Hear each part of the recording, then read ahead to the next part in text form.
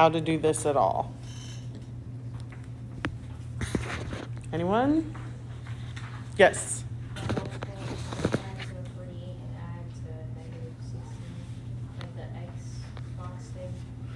Okay, so what page are you on?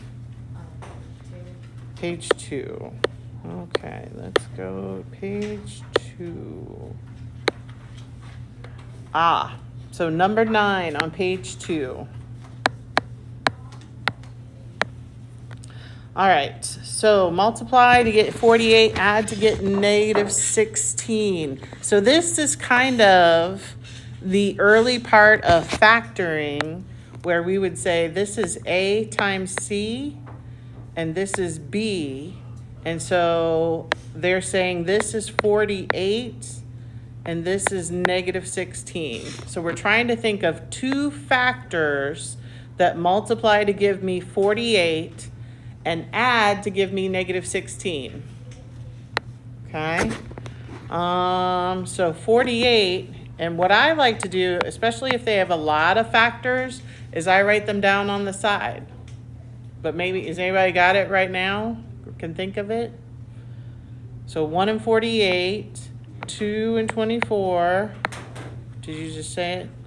3 and... Is it 7? No.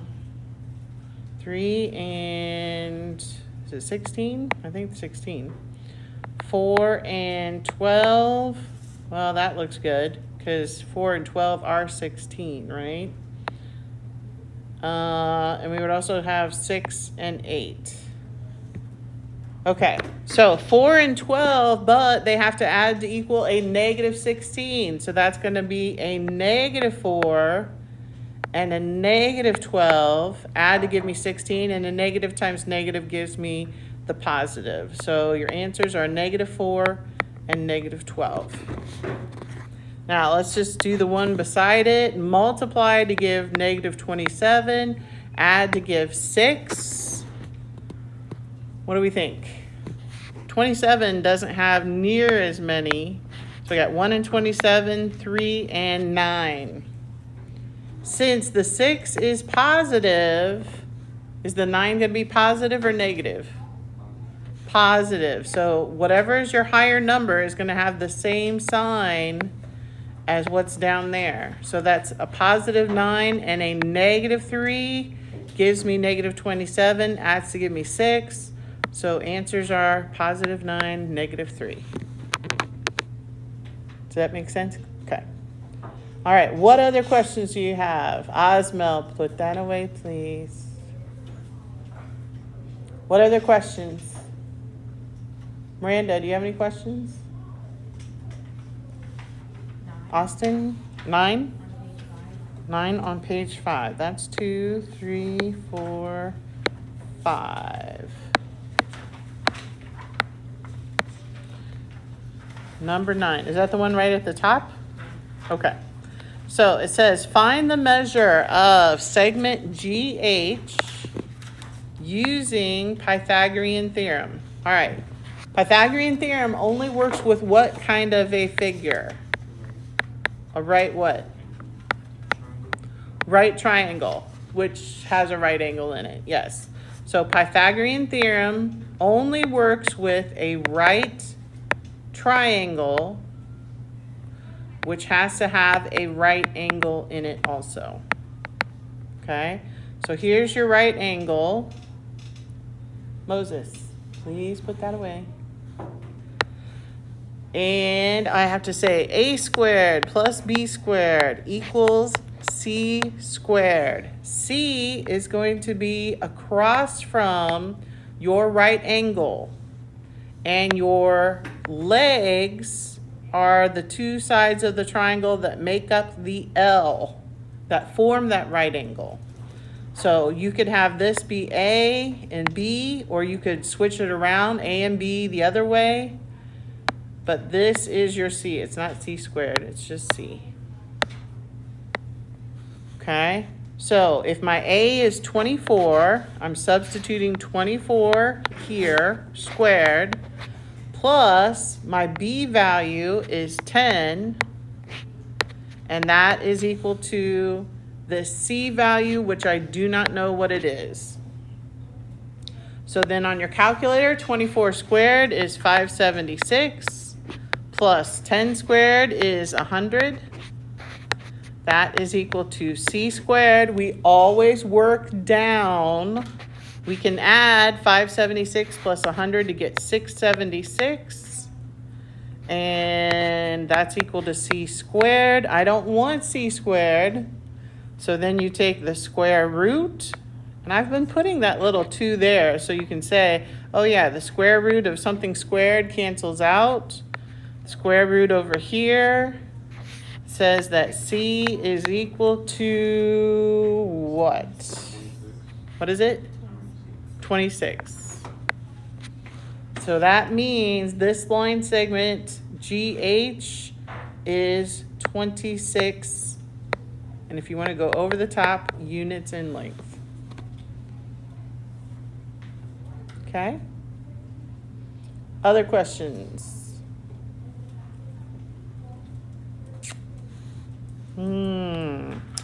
How about the arc length of arc AC?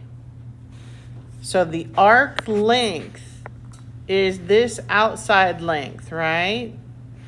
That outside part of the circle is part of the entire length and distance around the circle. What do we call the distance around the circle? No. Yes, circumference, the fence around the circle. Think of it that way, circumference, fence around the circle. So circumference is 2 pi r. This arc length is part of that. It is a fraction of it, right? It's less than the whole thing, so it's a fraction of it.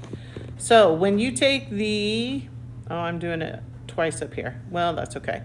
Let's do the circumference first because we need that anyway. So circumference is 2 pi r. We will give you that formula.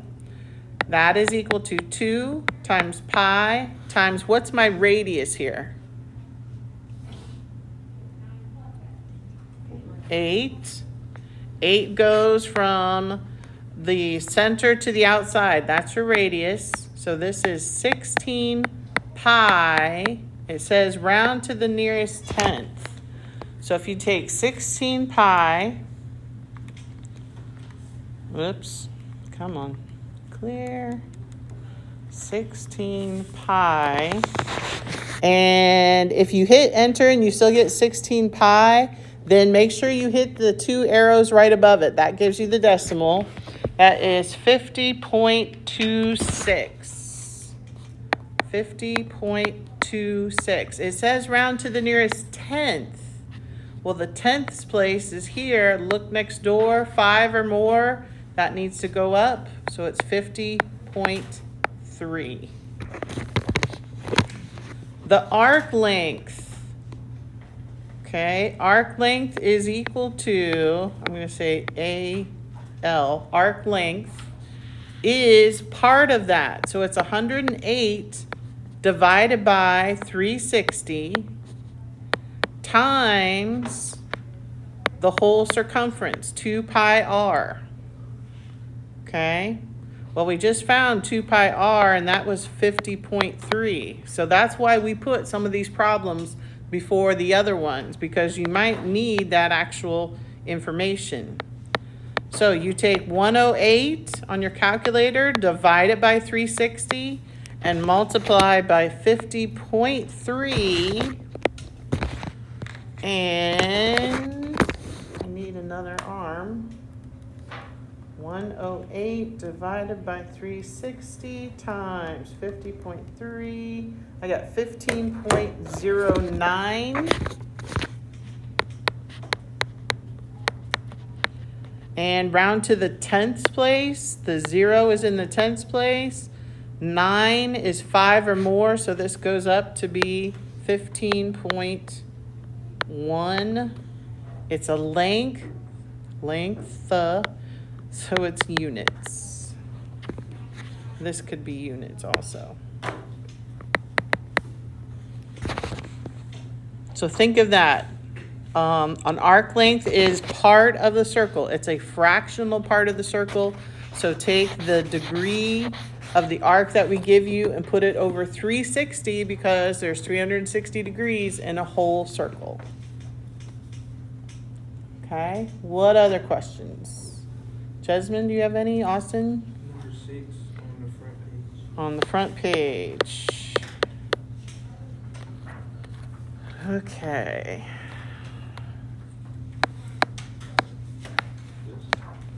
Number 6 on page 1 says, find the greatest common factor.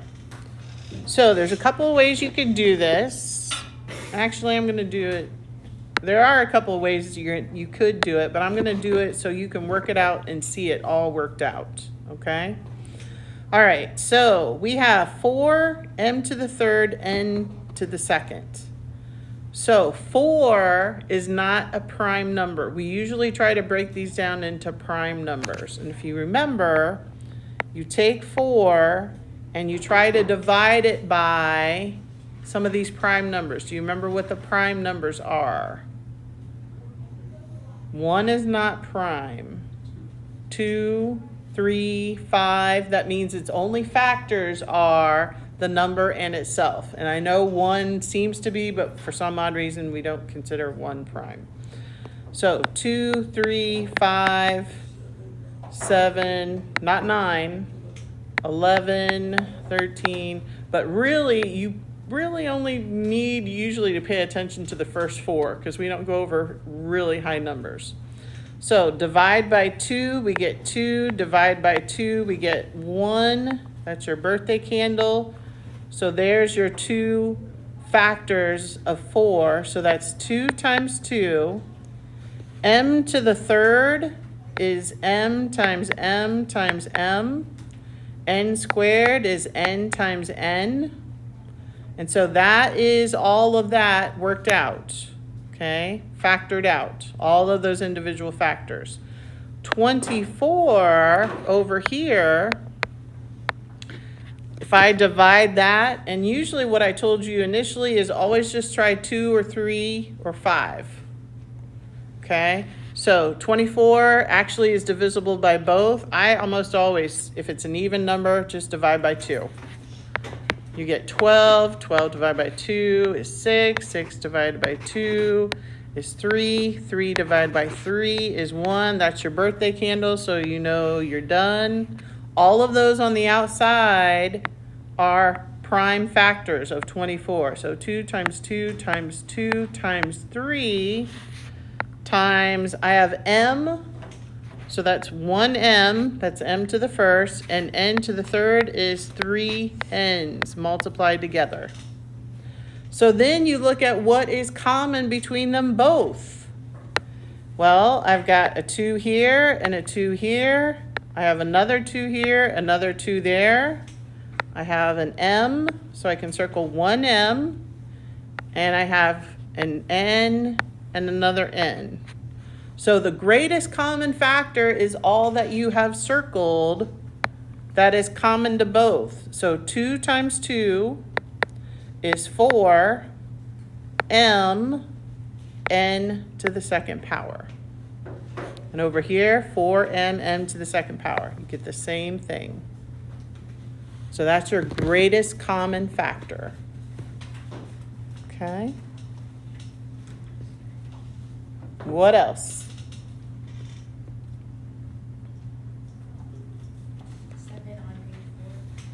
7 on page 4. 1, 2, 3, 4.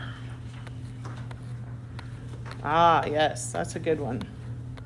Okay, given the center point and the radius, write an equation for each circle. Okay. So the circle formula says x minus h quantity squared plus y minus k quantity squared equals r squared, where h and k are the x and y coordinates of your center point, and r is equal to your radius. Okay? And we're going to give you that formula. All right? So if my center is at -5, 2, you keep the x and you keep the y right here. So I'm going to say x minus my h is the center. Okay, this is my center point. And they give me that -5. So I'm going to put -5 here. And we square it. Plus y, that stays the same, minus, here is my k value. Here, whoops, there's my h, there's my k. K. Oh. K. So y minus 2, and that is quantity squared, equals my radius. Radius is 6 squared. So we cannot subtract a negative number. So here I would add the opposite. This one is okay. And I don't want to simplify these two at all. The only thing I can simplify here is say that this 6 squared is 36. So bringing it down here, I would say x plus 5 squared plus y minus 2 squared equals 36. Okay? This is the one where we talked about the opposite. It looks like it should be a -5, but when you write it down, it's going to be a +5. Here it looks like a +2. When you write it down, it's a -2. Okay? These are great questions. Great questions. So, if you wanted to try the practice, try B next door, or we can go to another problem. Yeah. 14 on page 7. You want B? No, I'm talking about, I want to do 14 on page 7. Okay. Ozma, I'll actually want to B. So I'll do B real quick, and then 14 on page 7, you said? Yeah. Okay. So over here, x minus h squared, my h is 4, so this would be x minus, remember this is your h and your k, the center is h and k. So this is x minus 4, quantity squared, plus y minus -8, quantity squared, equals radius is 3, so that is 3 squared. So 3 squared, that's going to be 9. And over here, we cannot subtract a negative, make that plus a positive. So my final x minus 4 squared plus y plus 8 squared equals 9. All right, page 7. Is this page 5? Is that 4? Okay, 4, 5, 6, 7. And you said what number? 14. Which one? 14. 14. Ah, the last class asked for 14 also. So describe the shapes of the horizontal and vertical cross sections. If I were to take a knife and slice these things horizontally, what shape would I take a slice of? Well, this is a cylinder, and if I take a slice here horizontally, that's going to be a circle. So I'm going to always do the horizontal one first, and that's a circle. Vertically, from the top, if I cut this, that is going to be a rectangle. The next one is a triangular prism. If I cut it horizontally here, that is going to be a long, skinny rectangle. And if I cut it from the top, That is going to be a triangle. Over here, we have, it's either a rectangular pyramid or a square pyramid. It doesn't give me measurements, so I am not sure. Err on the side of safety. And probably rectangular pyramid would be best, but if you said square pyramid, I would probably give it to you. I would give it to you. So right here, this is a rectangle. Although I probably would take square. And up from the top, and if you go through the apex, which is the very top, whoops, that should be dotted. That's going to be a triangle. Here I have a triangular prism. So if I cut that rectangularly, that looks like a slice of cake. Whoops, that would be a triangle, not a rectangle. But if I slice it above, kind of parallel to this front, that is going to be a rectangle. Here I have an upside down cone. That's going to be a circle. And if I cut it from the very top of the cone all the way down,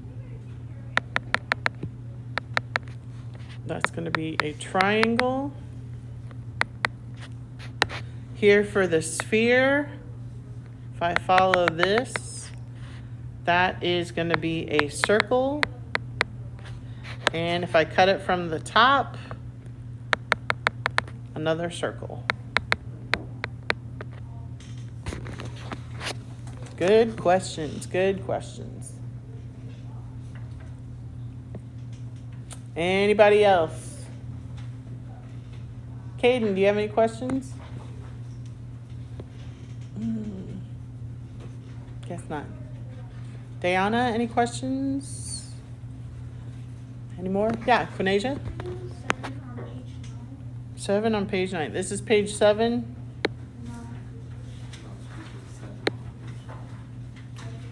Wait, what page was that I was just on? 7. And you said what problem? 7 on page 9. Okay, so a locker combination. So, Guyama contains 3 numbers. 3 numbers. 1, 2, 3.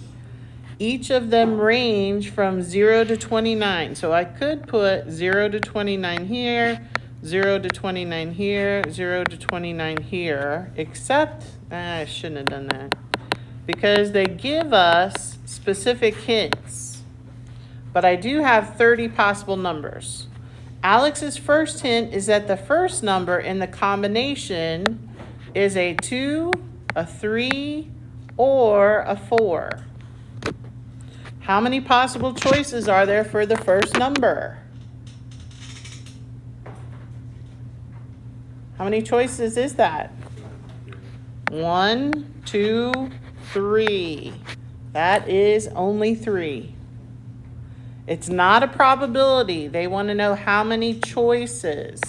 So if it says probability, I would put 3 out of 30, but they're not asking me for probability. So letter B, the hint for the second number is that it is not a 2, 3, or 4.